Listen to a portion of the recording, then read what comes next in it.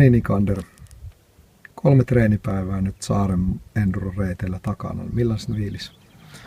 Fiilikset on tosi hyvät, että ajo on kulkenut ja päivät on mennyt nopeasti ja pitkiä päiviä. No. Millaisia pätkiä täällä on ollut? Siis kaikki reitit on todella mahtavia. Mieleinen on toi Kärlän kangas, että siellä on joukoita ja nopeita baanaa ja hienoa hiekkapattia. Sääkin on suosinut. Joo, se on ollut hyvä. Tänään sunnuntaina oli plus 20 ja päivällä tuossa.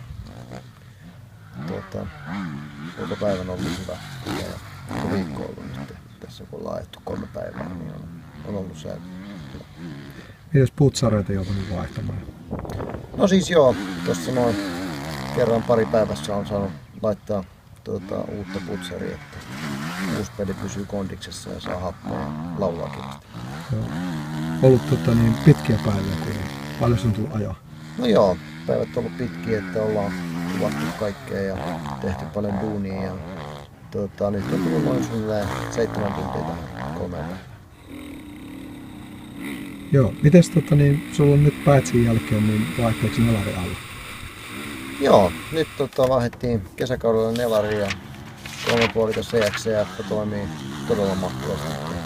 Kiitos kuuluu Race Prolle, herkkä. Ja pyörä on mahtavaa ajaa ja Homsermi on tehnyt hienot iskarit ja peli toimii ja on turvallinen laske. Mites sitten loppukausi? Ajetaan Enduro SM-sarja, Cross Country SM-sarja, MX1 SM-sarja osa niistä kilpailuista ja sitten Heinolan ja Ruotsi MM-osan kilpailut. Ja tulostavoitteena nyt on, että Suomen mestaruus Cross Countrysta ja Endurosta ja pisteelle kun pääsee MX1 SM-sarjassa on ihan hienoa. MM:iin hyvät tulokset on hyvät näytöt sitten vuodelle 2015 kun lähtee jatkamaan. Joo, kiitoksia.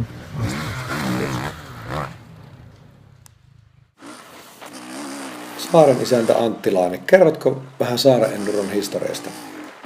Tämä on sellaisen muutaman hyvän kaverin ideasta lähtenyt koko keissi. Ollaan yhdistetty siihen paikalliset crossiklubi ja sitten muutama hyvä tuttava, ketkä omistaa paljon täältä maita, niin mitkä mahdollistaa tämän koko homman. Me ollaan nyt tuossa Kuressaaressa ja aurinko paistaa, niin kerrotko vähän tästä Kuressaaresta, että missä tämä sijaitsee? Kuressaari on sellaisen saaren kuin Saarenmaa on ainoa ja pääkaupunki. Saarenmaa on Itämeren suurin saari ja noin 2,5 tunnin ajomatkan päässä Tallinnasta. Mä kuulin sellaisen jutun, että on puhuttu, että tämä on virolaista Ibiza. Täällä on vissiin muutakin tekemistä kuin ajaa vaan enduroa. Kyllä. Täällä on 100 kilometriä luonnonbiitsiä, yli 10 kylpylää, useita hyviä yökerhoja, todella hyviä ruokaravintoloita, sekä golfkenttä ja myöskin lentokenttä. Täällä vissiin voi tehdä ihan urheilua lahdesta laataan. Joo, erittäin hyvät urheilumahdollisuudet ihan joka osaston hommaa. Ja on ymmärretty, että löytyy ihan koko perheellekin jotakin tekemistä. Mites noille paremmille puoliskoille?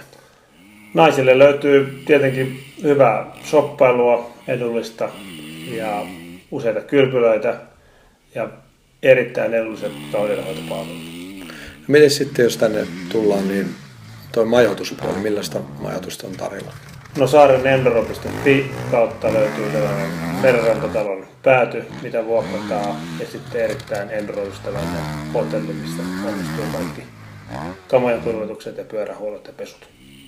Ja vielä toistatko, että mistä löytyy lisää infoa? Saarenenduro.fi